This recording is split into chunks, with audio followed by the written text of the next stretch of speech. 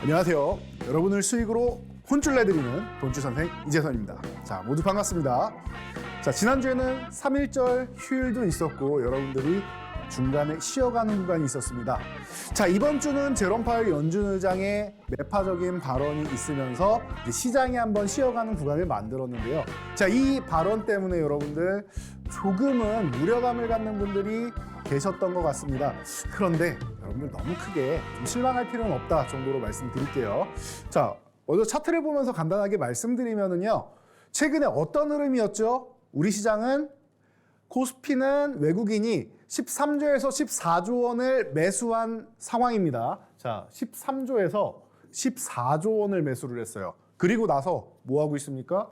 박스권 그리고 있습니다. 횡보하고 있어요. 박스권 이탈한 거 아닙니까? 라고 말씀하시는 분들 계실까 봐 제가 미리 말씀드렸죠. 이 박스권 하단 이탈한다고 걱정하실 필요 없다. 실제 하단은 2,400포인트고 이 구간은 흔들기는 나와도 지켜는 줄 겁니다. 라고 설명드렸는데 여러분 어떻게 됐죠? 아랫골이 길게 달면서 저점 매수가 들어온 것을 우리에게 다시 한번 확인을 시켜준 겁니다. 그래서 지수가 상승하기 전에 위에 저항을 돌파하기 전에 보통 하단을 한번 흔드는 신호가 나올 가능성이 높다라고도 미리 말씀을 드렸었죠. 자, 그 흐름이 나온 이후에 어떻게 됐습니까? 반등이 나옵니다. 그리고 어제는 어떤 움직임이었어요? 제롬 파웰 연준 의장이 발언을 한 이후에 뭐 급락이 나오면서 뭐 3%, 4% 밀렸습니까? 아니죠.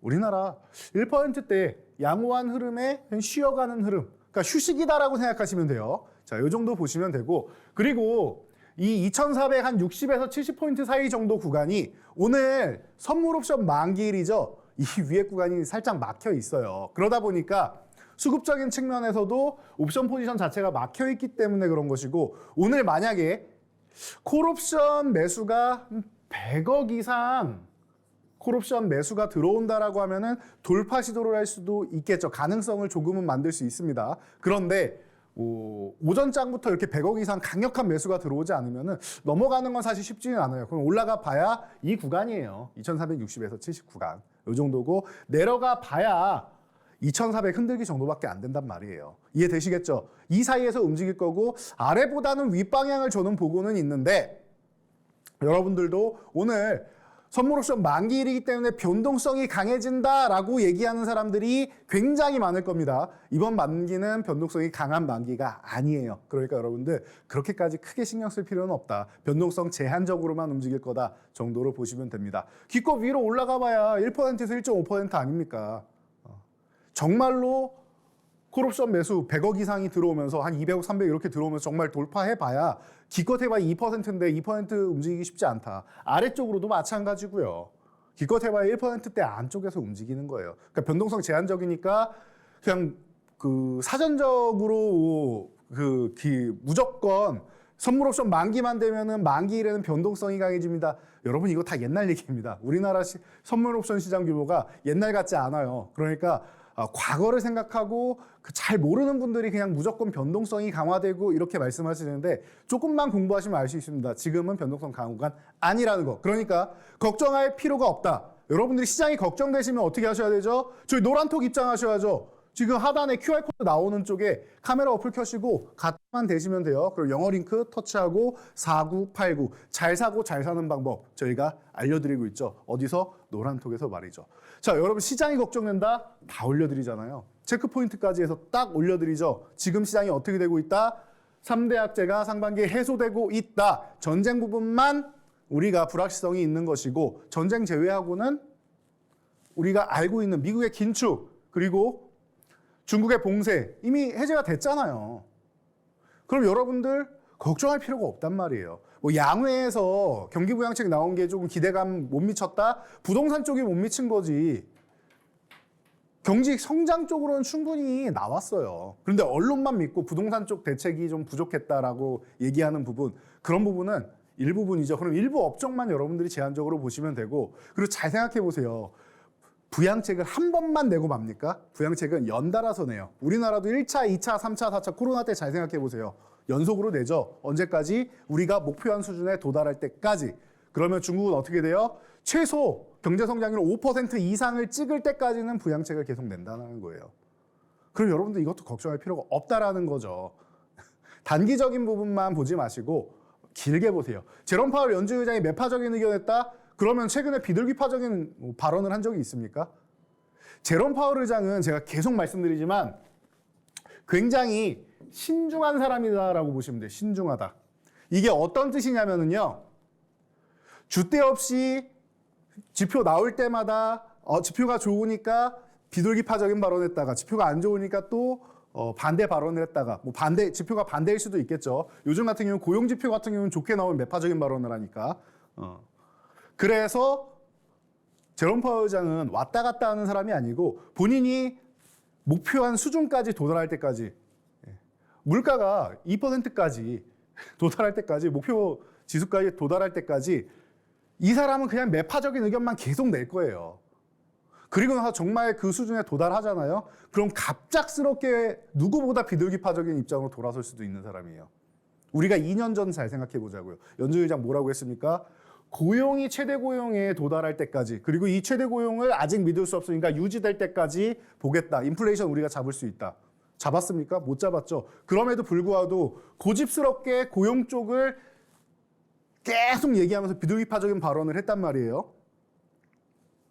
2021년 말까지요. 그리고 나서 2021년 정말 말부터 전혀 다른 사람이 된 것처럼 누구보다 매파적으로 돌아서 가지고 가장 강력하게 금리 인상을 펼친 사람입니다. 이해가 되시겠죠? 이번에도 마찬가지예요. 왜 매파적이냐? 이 사람은 원래 한 번 주장을 펼치면요. 자기 목표치에 도달할 때까지는 다른 건 보지도 않습니다. 딱 이렇게 보는 사람이에요. 이렇게 딱 이것만. 옆에 있는 거 보지도 않으세요. 이렇게 해요. 이렇게. 이해되시겠죠? 뭐 다른 비둘기파적인 상황이 나왔다? 고려는 하겠다. 근데 난 아직 이것만 본다. 내가 가는 길, 마이웨이 이거밖에 안 보이는 사람이에요.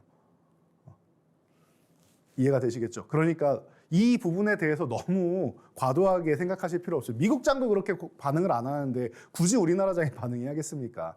자, 그래서 어제 보면은 코스닥 같은 경우 어땠습니까? 밀리지도 않았습니다. 언제 조정을 받아도 이상할 게 없는데 분명히 핑계대면서 성장주들 그러면 또 한번 밀리겠구나 생각하신 분들 전혀 아니죠. 전혀 아니죠. 코스피 살짝 쉬었다? 코스피는 지금 박스권 하단 구간에 그냥 있다가 반등 좀 나오고 살짝 되돌림. 그리고 만기 영향력으로 되돌림. 자연스럽잖아요. 만기 상단 부분에 도달했으니까 살짝 쉬는 구간. 그럼 오늘 약간 강보합권 수준에서 소폭 상승 정도 나오면은 가장 적절한 수준이 될 수 있는데 한 1% 정도 상승 나오면 가장 베스트고요. 될 수 있는데 요거는 그냥 장중에 지켜보면서 판단하시면 돼요. 중요한 건 오늘 종가지수가 어떻게 되든 크게 의미 없다. 큰 흔들림이 나오지 않는다라는 것만 여러분들이 생각하시면 된다라는 겁니다. 자, 그리고 코스닥 방금 말씀드렸듯이 너무 좋죠. 그럼 여러분 어떻게 하셔야 돼요? 코스닥에 집중하시면 되는 거예요. 뭐가 어렵습니까? 답은 나와 있잖아요. 지금 코스피는 박스권. 그러면은 대형주 갑니까? 못 가요. 왜 대형주예요? 코스닥 지목하면 되잖아요. 대형주도 코스닥 대형주를 하시면 되는 거고. 코스닥 중소형주 그리고 코스피에서도 중소형주는 순환매가 계속 나오고 있습니다. 여러분들의 수익을 계속 불려주고 있단 말이에요. 잠시 후에 또 보실 텐데 엄청난 돈줄 종목들, 우리 이 시간에 여러분들께 공개해드린 종목들, 그리고 저희 교육방에서 노란톡에서 교육해드린 종목들 어마어마한 수익률을 올리고 있지 않습니까? 여러분들이 따라만 오시면 되는 거고요. 교육받으신 내용을 실천만 하시면 되는 거예요. 교육받은 내용을 머리로만 알고 혹은 내가 겁이 나서 지금 내 종목을 혹은 매도하지 못해서 실천을 못했다? 그런 게 제일 문제가 되는 거예요. 실천하는 자세가 중요해요. 소크라테스가 그랬죠. 지행합일설. 알면서 행하지 아니하면 참된 알미 아니다. 동양에도 양명학이 있지 않습니까? 태계 이황도 말씀하셨고 실천하는 게 중요한 거예요, 여러분. 알고 있는 것을 실용적으로 실천할 줄 알아야 됩니다. 여러분들은 지금 많이 배우셨어요. 그리고 지금은 그냥 배우기만 하는 시점이 아니라 수익을 바짝 끌어올려야 되는 시점입니다. 그러니까 두려워하지 마시고 포트폴리오 조금 소외주를 갖고 있다, 조금이라도 소외돼 있다, 교체해가지고 지금 강력한 종목으로 내가 손실 보고 있다, 교체하시면 더 빠르게 회복하실 수 있습니다. 이런 종목으로 여러분 지금 교체를 하셔야 되는 거예요. 어디서 알려드린다? 저희 노란톡에서 알려드리고 있다. 이 시간에서 짧은 시간이라서 다 말씀 못 드리는 내용들 항상 교육해드리고 있죠. 여러분들 입장하시면 지금 시장 불안하지 않습니다. 지금 시장도 수익이 폭발하는 종목들이 속출하고 있습니다. 오늘도 이런 종목들 이 시간 끝나고 방송 끝나고 교육해드리고 장중에 교육해드릴 테니까 지금 바로 입장하시기 바랍니다.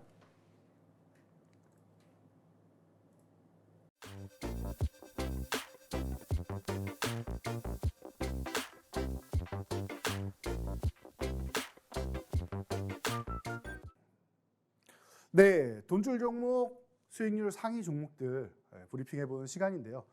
그냥 전체적으로 한번 보시면 될 것 같습니다. 오늘 여러분들께 교육해드릴 내용이 많기 때문에 수익률 브리핑 짧게만 할게요.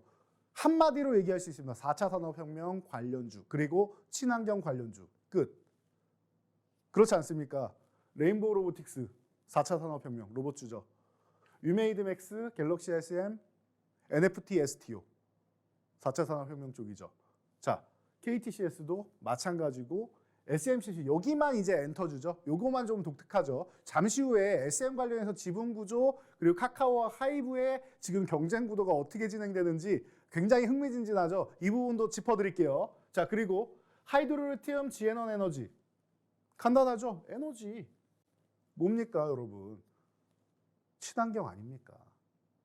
친환경은 이제 다음 주에 이제 일주일도 안 남았습니다. 3월 14일 무슨 날이죠? 화이트데이입니다. 자, 그리고 주식하시는 분들이라면 올해 3월 14일 같은 경우에는 유럽의 핵심 원자재법, 유럽판 IRA가 발표되는 날이에요. 근데 우리 이미 알고 있어요. IRA가 어떤 식으로 진행될지. 친환경 쪽으로 집중이 된다. 그러면은 그동안 쉬었던 풍력, 태양광, 그리고 수소, 그리고 원전도 꿈틀대고 있죠. 어제도 뭐 G2파워 같은 종목들 들쑥들쑥했죠.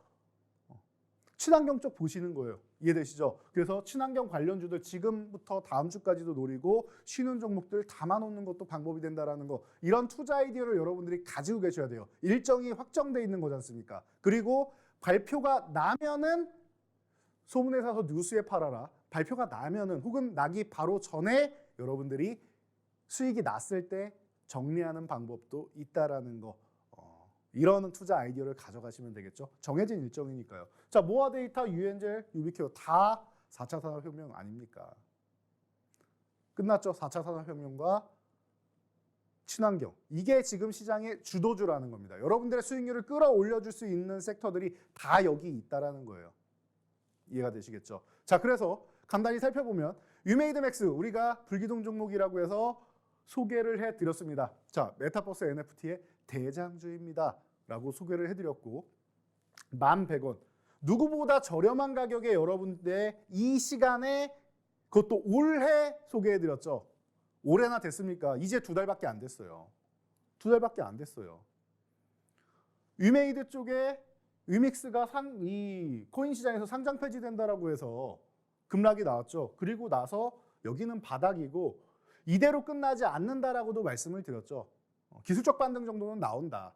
그래서 어떻게 됐습니까? 재상장 이슈까지 나오고 하면서 유메이드맥스 120% 상승률. 올해나 걸렸습니까? 한 달도 안 걸렸습니다. 한 달도 안 걸렸어요. 120% 올라오는데. 어마어마한 수익률 아닙니까? 여러분들이 이런 수익률을 잡아가시기 위해서는 이 시간에 집중을 하셔야 되고 오늘도 저희가 돈줄 포트폴리오 구성해드리는 거 집중해서 보셔야겠죠. 자, 그래서 이 종목들 오늘도 이 방송이 끝나면은 짧은 40초짜리 쇼츠 영상을 통해서 여러분께 매매 타이밍 그리고 대응 전략 다 올려드립니다. 어디서? 저희 노란톡에서요. 지금 바로 입장을 하셔야 되고 그리고 여러분들 나는 이렇게 카메라 어플 켜고 이런 거 귀찮아서 잘 못하겠다 하시는 분들 분명히 계실 겁니다. 그런 분들은 위에 문자로 보내세요. 핸드폰 켜시고 받는 사람에다가 샵 3989 누르세요. 그리고 내용에다가 이재선 혹은 돈줄 선생 이렇게 치시면은 이 시간에만 해당됩니다. 지금 방송 끝나기 전까지만 문자를 보내시면 돼요. 받는 사람 번호가 샵 3989입니다. 자, 해서 문자를 보내주신다라고 하면은 저희가 친절하게 또 안내 드립니다. 그래서 입장하실 수 있도록 그리고 교육받으실 수 있도록 진행해 드리니까 참고하시고요. 자, 갤럭시 SM도 마찬가지입니다. 우리가 불기둥 검색기를 통해서 여러분들께 이렇게 포착을 해드렸습니다. 돈줄 선생의 저항 돌파 불기둥 검색기에 포착이 된 종목이죠. 얼마에? 8.7% 상승한 2,100 185원에 말이죠. 자, 그래서 이 종목 거래대금도 시작 폭발을 했고 17위까지 올라와 있죠. 이 시가총액 작은 종목이 말이에요. 폭발을 했고 그리고 나서 저희가 매직 계산기로도 확실하게 알려드릴 수 있는 어떻게 상한가 들어간 이후에도 어떻게 차익 실현하는지 꾸준하게 올려드리죠. 그래서 차익 실현 범위까지 알려드립니다. 어디서? 저희 노란톡에서 교육을 해드리고 있단 말이죠. 장중에도 실시간으로 이렇게 여러분들께 대응 전략까지 알려드린단 말이에요. 얼마나 좋습니까? 매매에 대한 여러분들의 기준이 아직 세워져 있지 않다? 저희가 기준도 명확하게 제시해드려요. 장중에 노란톡에서 말이죠. 여러분들이 이런 교육을 받으셨다라고 하면은 이 종목을 내 포트폴리오에 담아 놓을 수 있는 겁니다. 담아 놨다라고 하면 어떻게 돼요? 바로 상한가 직행하면서 93.59%라는 어마어마한 수익률이 또 발생을 한 거죠. 올해나 걸렸습니까? 3주도 안 걸렸습니다. 3주 정도 걸렸습니다. 올해 한 달도 안 걸린 거잖아요. 너무나도 좋은 수익률을 우리에게 안겨주고 있죠. 자, 그리고 마지막으로 유비케어. 제가 여러분들이 이제 CES 관련주를 보실 때 나는 관련주를 놓친 것 같아. 로봇주 저렇게 막 날아가고 하는데 아직 내가 잡지를 못했는데 어떡하지? 지금이라도 들어갈까 하시는 분들, 근데 난 비싸서 못 들어가겠어 하시는 분들 고민하지 말고 아직 안 오른 관련주를 보시면 된다. CES에서 핵심 섹터들 아직도 많이 남아있다라고 여러분들께 교육을 진행해 드렸습니다. 그중에 유비케어였죠. 제2의 핑거 스토리가 될 수도 있는 기업이다라고 이렇게 방송에서 알려드렸는데요. 자, 이 교육해 드릴 때 가격이 4,895원이었습니다.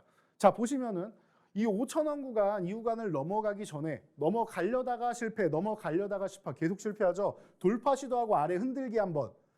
제가 우리나라 지수도 출발하기 전에 고의적으로 하단을 한번 흔들고 물량을 털고 가는 경향이 있다라고 말씀드렸습니다. 종목 또한 마찬가지예요. 5,000원 아래로 고의적으로 한번 내려서 물량을 털고 갈 수 있다. 그러니까 여러분들 5,000원 회복할 때 들어가시고 만약에 아래로 내려가면은 대응선 정해가지고 여러분들 분할로 밀릴 때마다 모아가시면 된다. 그리고 5,000원 회복될 때 물량을 실어서 가시면 됩니다. 라고 소개를 해드린 종목입니다. 그래서 어떻게 됐죠? 유비케어.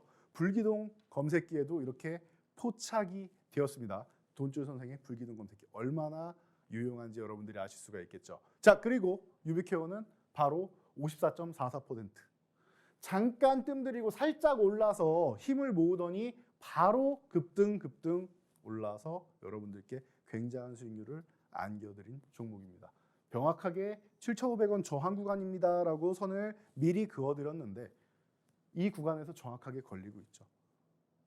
여러분들 제가 바로 어제 방송이죠. 수요일 개장 방송 밀키트에서도 여러분들께 이 개장할 때 AS를 해드렸던 종목이고요. 여러분들은 이런 수익률을 담아갈 수 있는 거예요. 올라가는 종목 나는 추격 매수하기 무섭다. 이렇게 바닥권에 있는 종목을 담아가시면 됩니다. 자, 그러면은 이미 오른 종목들만 보느냐? 아니죠. 우리는 포트폴리오를 오늘도 구성을 할 겁니다. 어떻게? 돈줄 종목들로 말이죠. 자, 그래서 첫 번째 돈줄 종목은 로봇 관련주를 소개해 드릴게요. 이 종목은 아직까지 시장에서 크게 주목을 받지는 못하고 있습니다. 그래서 수급이 들어오는 게 제일 중요해요. 수급이 들어오는 게 중요해요. 수급이 들어오지 않는다라고 하면 저희 교육방에서 지금 계속 순환해 드리는 이 종목들에 집중하시면 되고요. 수급이 들어오면 저희가 또 알려드리죠. 수급이 들어오면 어떻게 된다? 지금 여기 저항받고 있는 9,500원 구간, 이 9,500원 구간을 회복하는 과정이 나올 거예요. 자, 어제도 회복 시도하다가 실패를 했죠. 근데 최근에 거래대금이 없다가 이 9,500원 돌파 시도할 때 거래대금이 한 번씩 터지는 흐름이 나오고 있습니다.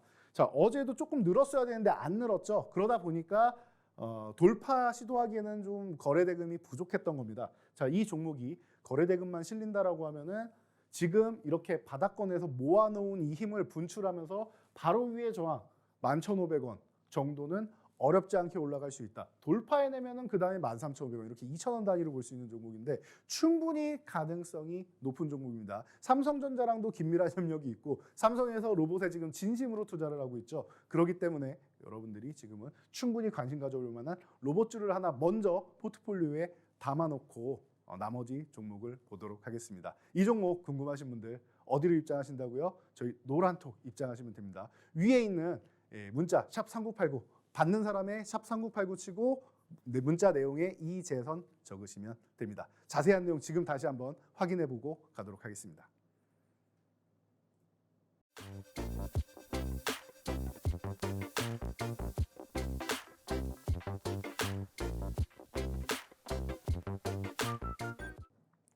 자, 이번에는 여러분들이 너무나도 궁금해하시는 SM에 대해서 확인해 보도록 하겠습니다.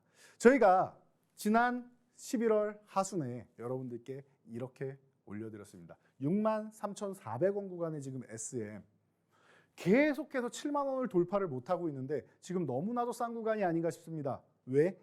지금 M&A 이슈가 잠깐 조용한데 여러분은 지금 카카오와 하이브의 분쟁이 심화되고 있다 보니까 이제 관심 가지신 분들 많으실 거예요. 근데 이 이슈가 언제부터 나왔냐면요. 2021년 5월부터 나온 이슈입니다. 그런데 이수만 전 총괄 프로듀서가 나는 지금 정도의 프리미엄 약간 붙이는 정도로는 뭐 경영권 30% 붙이는 정도로는 절대 팔 수 없다. 그 당시 주가가 3만 원 아래였습니다. 그렇기 때문에 나는 절대 팔 수 없다. 적어도 막 6, 7천억 이상은 받아야겠다라고 주장을 했었어요. 그렇게 대놓고 언론에다가 말하지는 않았지만 뒤에 이렇게 들리는 얘기는 그 정도를 받고 싶다라고 얘기를 했었단 말이에요. 그 정도로 SM이란 이 기업의 가치에 대해서 높게 평가를 하고 있던 사람이 이수만 전 총괄 프로듀서입니다. 자, 그래서 이 이슈가 계속 밀리고 있던 게 가격이 안 맞아서예요. 당연히 인수하는 사람 입장에서는 싸게 사고 싶은 게 당연한 거고 매각하는 사람 입장에서는 비싸게 팔고 싶은 게 당연한 거 아닙니까? 여러분도 주식을 살 때 싸게 사고 팔 때는 비싸게 팔고 싶으시죠? 똑같은 거라고 생각하시면 됩니다. 자, 그래서 이 경영권 분쟁이 조만간 여러분들 가시화될 겁니다. 왜냐? 이 행동주의 펀드 온라인 파트너스에서 들어와서 열심히 이 기업에 대해서 부조리한 부분을 파헤치고 이런 부분을 개선하면 기업이 좋아질 수 있다고 주주분들한테 널리 알리기 시작을 했어요. 그러다 보니까 이게 드디어 먹히기 시작해서 예를 들면 라이크 기획 매출의 6%를 이게 매출의 6%입니다. 매출의 6%를 항상 라이크 기획이 가져가요. 이승환 총괄 프로듀서의 개인 회사입니다. 개인 회사 그리고 가족 회사들이 이 매출 대비해서 가져가는 거예요. 이게 어떤 뜻이냐면요. 보통은 돈을 많이 벌면은 많이 번 만큼 인센티브를 가져가야 되는데 매출이라고 하면은 실제 이익은 적자가 발생을 해도 받아간다는 뜻이에요. 그래서 기존에도 수백억의 적자가 발생했는데 120억 정도를 가져가서 과징금 문 적 있죠. 200억 정도를. 그런 적이 있어요, 실제로. 그러다 보니까 이 라이크 기획 쪽을 가장 먼저 겨냥을 합니다. 그래서 어떻게 돼요? 라이크 기획과 계약이 조기 종료되는 상황이 펼쳐지게 됩니다. 이제 이해가 되시겠죠? 이런 식으로 탁탁 손발을 하나씩 끊으니까 이제는 이수만 프로듀서도 계속 붙잡고 있고 싶지가 않은 거죠. 이제는 슬슬 매각할 때가 된 거죠. 그런데 그럼 주가라도 조금 더 올랐으면 하는 바람이 분명히 있었을 겁니다. 그런 타이밍에 어떤 상황이 벌어졌습니까? 카카오에서 SM에서 경영진이 이수만 프로듀서가 이제 해외에 나가 있는 사이에 이제 어떻게 보면 뒤통수를 친 거죠. 이수만 프로듀서 입장에서는 등을 돌리고 이거 경영권을 빨리 매각해야겠다. 그래서 우리랑 조금 더 좋은 파트너를 빠르게 구해서 SM 3.0 미래 시대를 열어나가야겠다. 그 대상을 플랫폼 기업인 어디 카카오로 정했다라는 거예요. 카카오로 정해서 어떻게 돼요? 이 카카오에다가 유상증자로 해서 123만 주 그리고 전환사채로 해서 114만 주를 발행해 주겠다라고 합니다. 9만 1,000원 그리고 전환사채는 92,300원의 말이죠. 이 증자와 사채를 합치면은 지분이 9.05%가 됩니다. 어마어마한 증자와 사채가 아닐 수 없습니다. 그래서 삼자배정주가 이렇게 이수만 프로듀서가 해외에 나가 있는 사이에 이렇게 발행을 한다라고 했더니 놀래가지고 뛰어와서 이수만 프로듀서가 뭐 합니까? 이거 발행 못하게 해달라.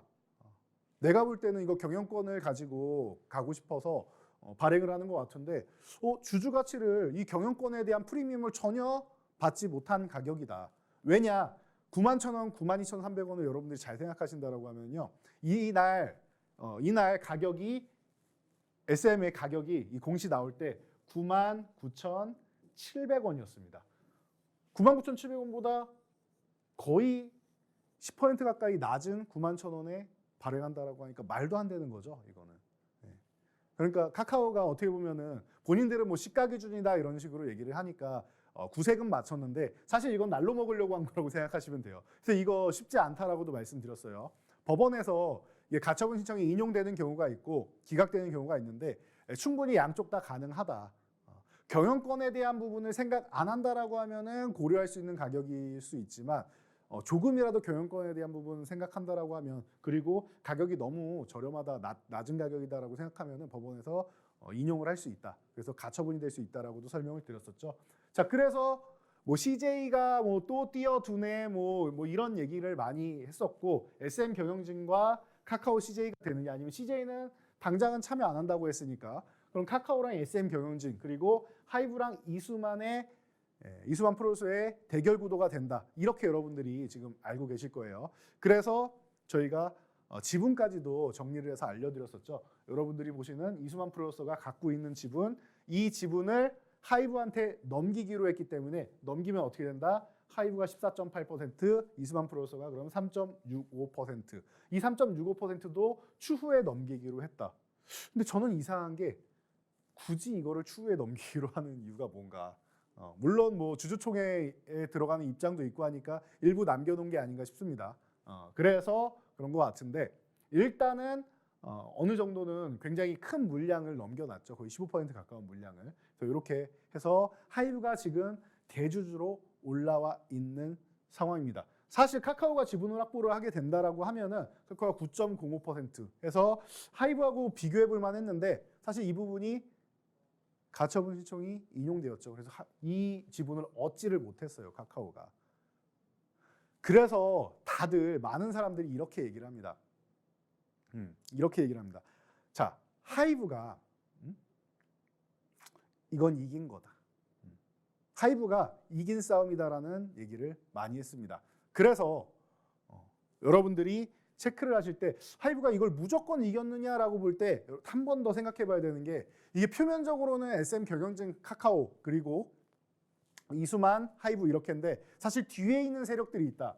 카카오 하면은 우리 카카오의 라이벌 기업이 어디죠? 인터넷 기업으로 네이버가 있죠. 사실 하이브는 네이버하고 연합군이에요. 이게 무슨 소리냐라고 하실 수 있는데 하이브가 가진 팬덤 플랫폼이 있습니다. 이 플랫폼을 보면 위버스를 보면은 이 위버스의 지분이 하이브가 51%, 네이버가 49%를 가지고 있어요. 이 위버스를. 이 위버스가 네이버의 V라이브라는 게 있습니다. 이 V라이브랑 이 위버스랑 합병을 하면서 이렇게 나눈 거예요. 요즘에 보면은 코로나 시절에 우리가 콘서트장에 직접 갈 수 없으니까 온라인 콘서트 진행하는 거 여러분들 많이 보셨을 겁니다. 그래서 이제 리오프닝이 됐어도 콘서트를 진행하고 마지막 날 같은 경우 보통 마지막 날에 많이 하는데 마지막 날 같은 경우에는 직접 관람을 하는 콘서트, 오프라인 콘서트가 열리면서 촬영을 해서 온라인으로도 볼 수 있게끔 진행을 하고 있습니다. 자, 그럼 어떻게 돼요? 직접 티켓팅을 하지 못한 사람들도 추가적인 플러스 알파의 수익이 나오게 돼 있죠. 그래서 V라이브와 이 위버스가 어마어마한 역할을 지금 하고 있다는 겁니다. 자, 거기다가 네이버는 원래부터 YG의 9% 지분을 가지고 투자를 해가지고 지금까지도 사이좋게 잘 지내고 있습니다. 자, 그러다 보니까 이 위버스에 YG의 블랙핑크부터 시작해서 YG의 이런 그 가수들 그리고 YG의 콘텐츠들이 들어가 있다는 거예요. 자, 그러면 이렇게 연합군이 형성이 되어 있지요. 카카오는 그럼 혼자냐?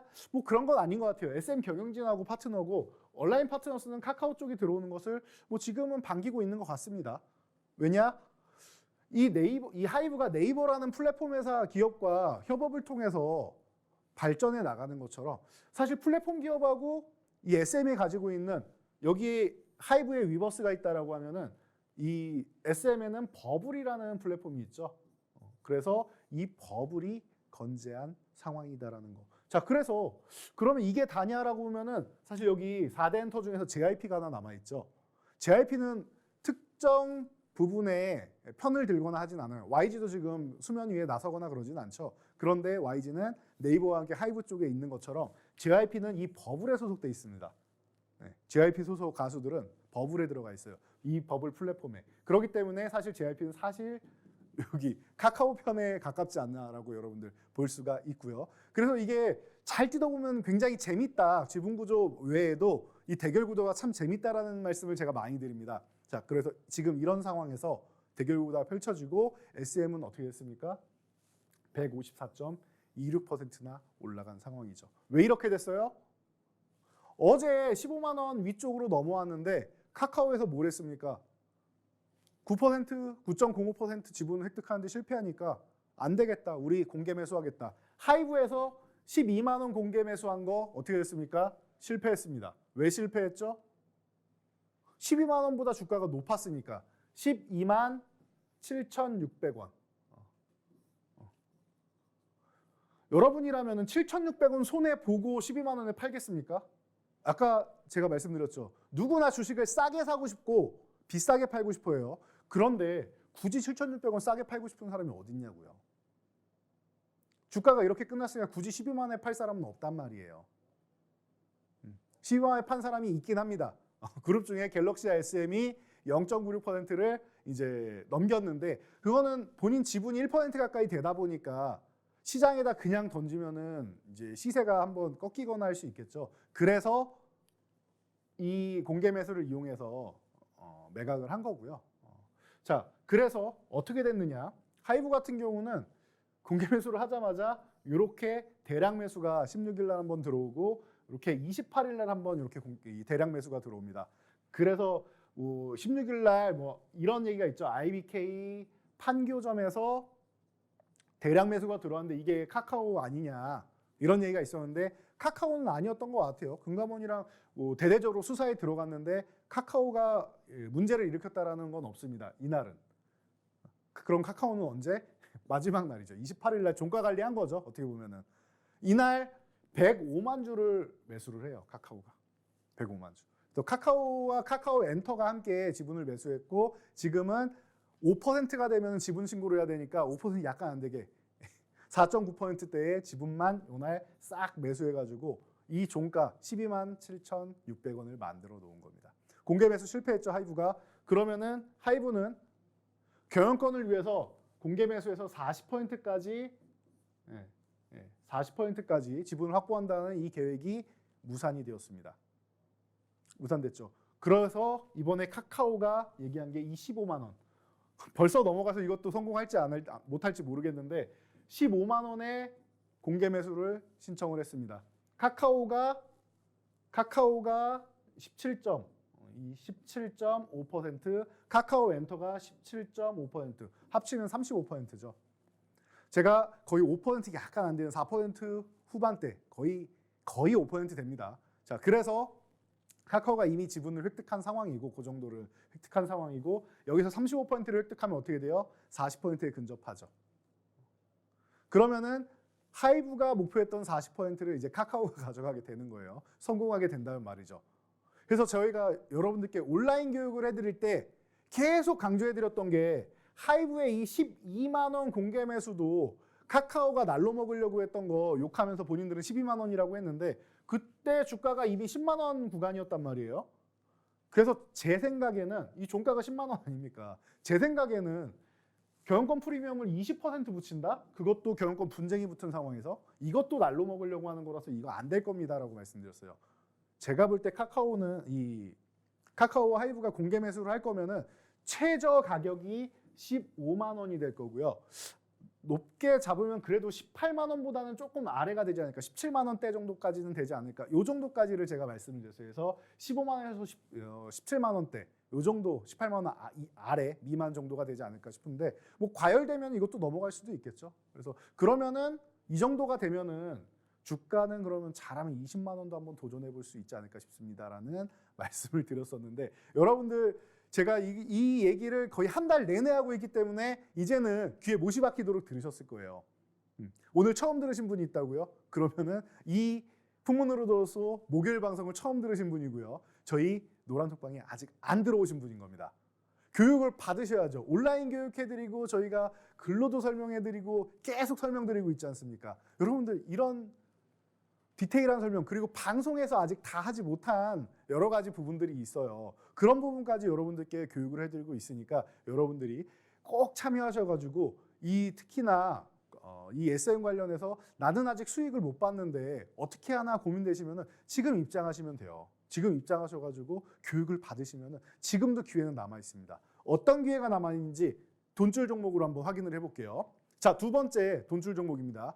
SM 관련주예요. SM 관련 자회사고요. 이미 저희는 이 종목으로 50% 이상 수익을 여러분들께 올려드렸습니다. 그런데 저는 말이죠, 50% 이상의 수익이 나온 이후에도 지금도 기회가 되지 않을까 싶어요. 지금도 이 핵심 자회사는 기회가 되지 않을까 싶습니다.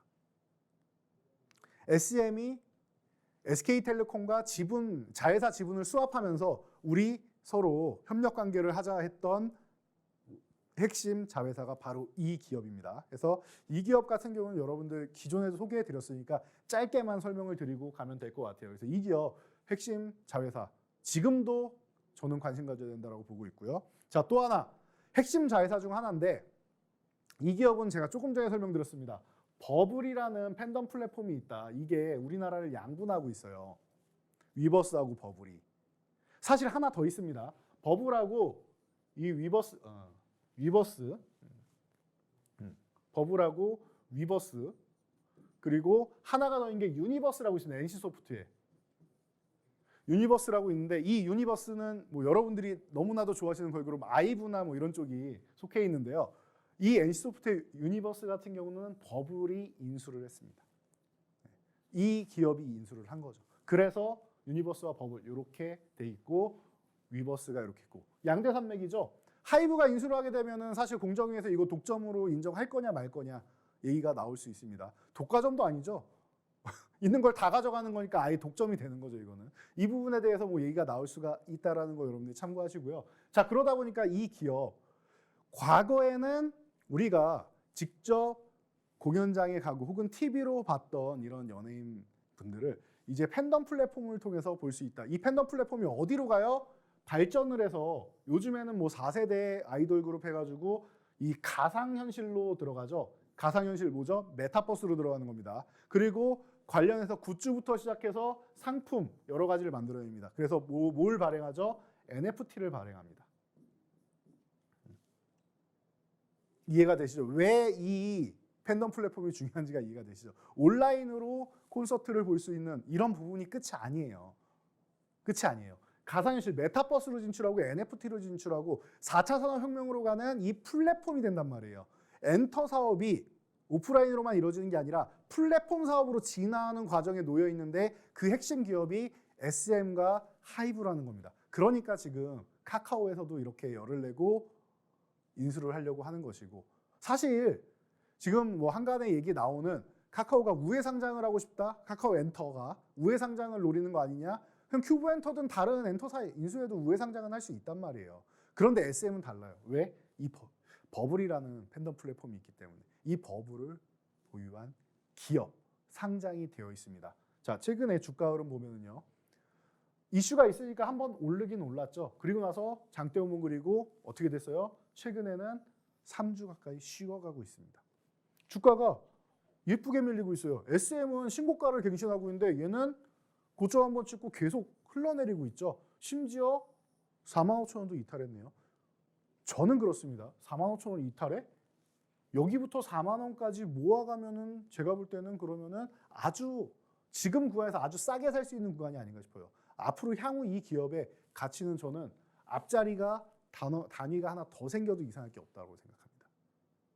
물론 아주 먼 얘기입니다. 당장은 아니에요. 아주 먼 얘기지만 그 정도의 가치를 부여할 수 있는 기업이다라고 저는 보고 있습니다. 그래서 아주 먼 미래 얘기지만 성장을 꾸준히 해나갈 기업이라고 생각하기 때문에 지금부터 투자의 개념으로 하셔도 되고, 지금 SM 관련주들 막 보는데 SM이 너무 많이 올라가서 내가 매수하기 어렵다 하시면은 이렇게 눌려있는 종목들 매매하시면 된다라는 거예요. 이런 종목들 여러분들 확인하셔야겠죠. 어떻게 확인하세요? 저희 노란톡 입장하시면은 매매 방법, 그리고 대응 전략까지, 그리고 움직임에 따라서 저희가 실시간으로 AS까지도 다 올려드리고 있습니다. 이 교육 내용 받아가셔야지 여러분들이 내 포트폴리오에 담아놓고 어떻게 대응할지 알 수 있겠죠. 자, 그럼 어떻게 하셔야 되느냐? 바로 위에 있는 문자 보내시면 됩니다. 받는 사람의 핸드폰 어플 켜시고 이제 문자 보내기 켜시고 받는 사람의 샵 3989 적으시면 됩니다. 그리고 내용에다가 문자 내용에 이재선 적으시면 되겠죠. 자, 이 내용 자세히 한번 다시 한번 보고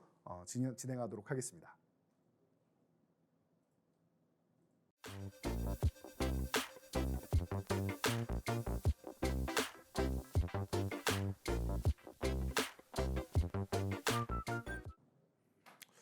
자, 여러분 시간이 얼마 남지 않았습니다. 자, 그래서 여러분들 제가 친환경 관련주는 아까 여러분들 수익률표 볼 때 말씀드렸죠. 친환경 관련주 저희가 노란톡방에서 교육해 드릴 거니까 입장에서 확인하시고요. 자, 바이오주 지금 시장이 조정 구간이 되고 있다라고도 말씀드렸습니다. 특히 코스피 시장 같은 경우는 충분히 쉬어가고 있죠. 자, 이런 구간에 돌입하게 되면은 우리가 한 번씩 바이오주들이 꿈틀꿈틀 거려요. 저희가 에클론 같은 경우도 말씀드리고 지금 상당한 수익률, 높은 수익률을 올려드리고 있고, 그리고 나서 이 HLB 같은 경우는 새해 유망주고, 여러분들 내가 지금 손실이 작년에 너무 커가지고 지금 꼼짝달싹 못하겠다라고 하면은 일부는 여러분들 정리하셔서 이 종목으로 바꾸면은 원금 회복을 시켜줄 원금 회복주입니다라고 제가 소개를 해드렸어요. 기억나실 겁니다. 자, 이 원금 회복주 어떤 움직임이 있었는지 한번 보자고요. 자, 소개해드릴 때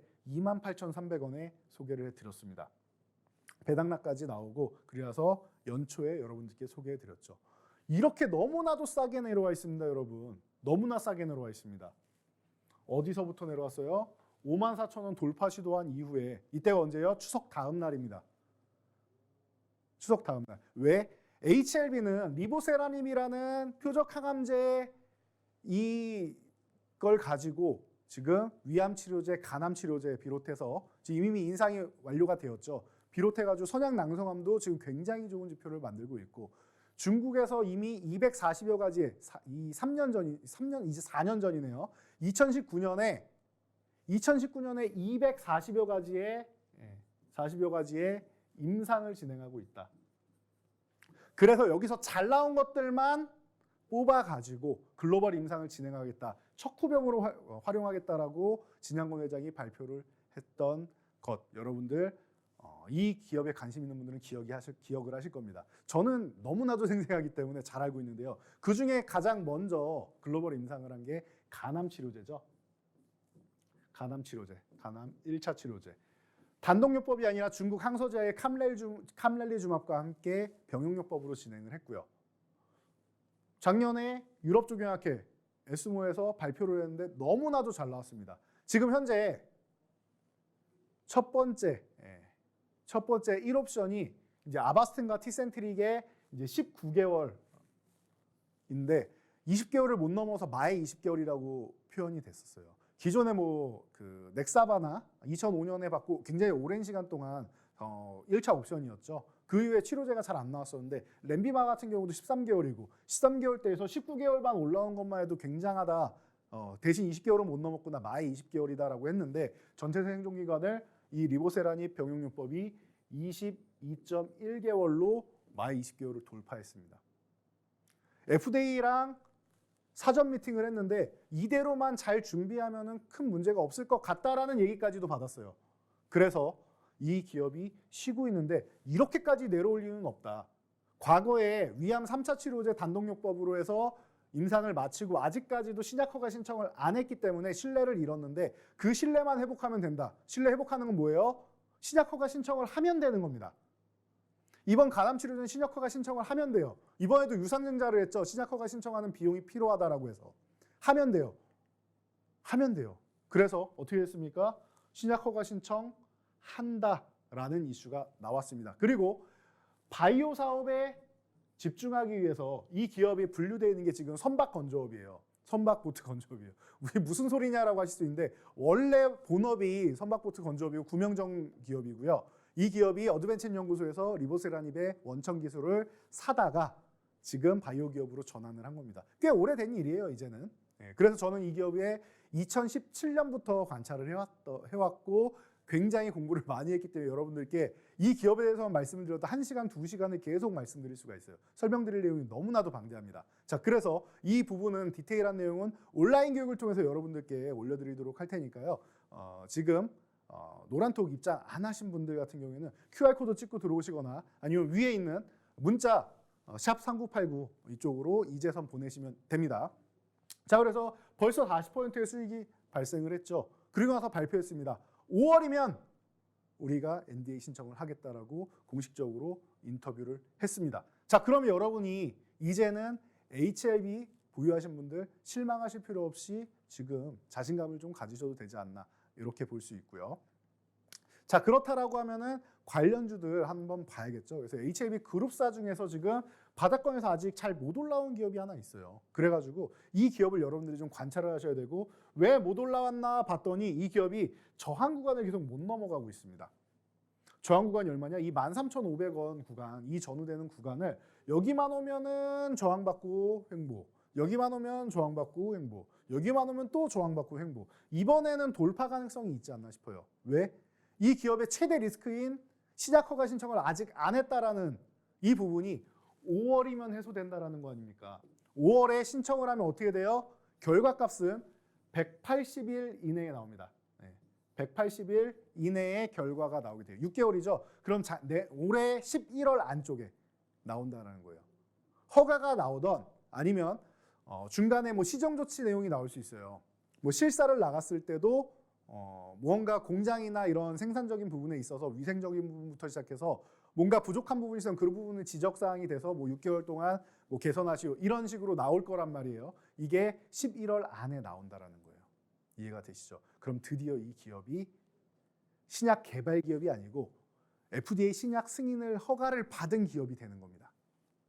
물론 결과는 뭐 받아야지 받는 거겠지만 지금 임상 결과가 정말로 사실이고 이게 입증된 부분이 인정을 받는다라고 하면은 오히려 1차 옵션으로 등극할 수 있어요. 퍼스트 인 클래스로 등극할 수가 있다라는 거. 이 부분을 여러분들이 잘 생각하시면서 지금 이 종목 이 자회사 종목을 함께 한번 보시면 될 것 같고요. 그리고 또 하나 최근에 이제 이 삼형제 기업이 코스피, 코스닥의 시총 상위에 올라 있는데요.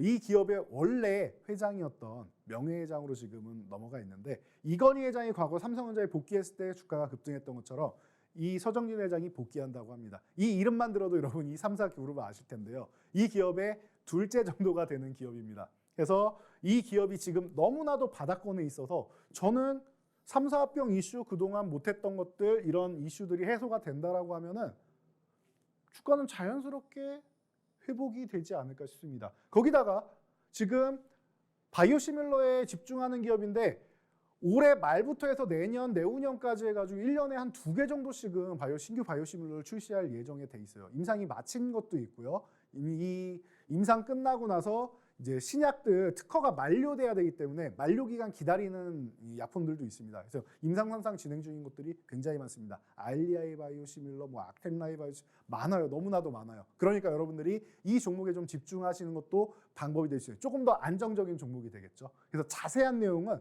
제가 지금 방송이 시간이 얼마 안 남았기 때문에 방송 끝나고 교육방에서 노란톡에서 자세하게 설명드릴 테니까 지금 입장하시기 바랍니다.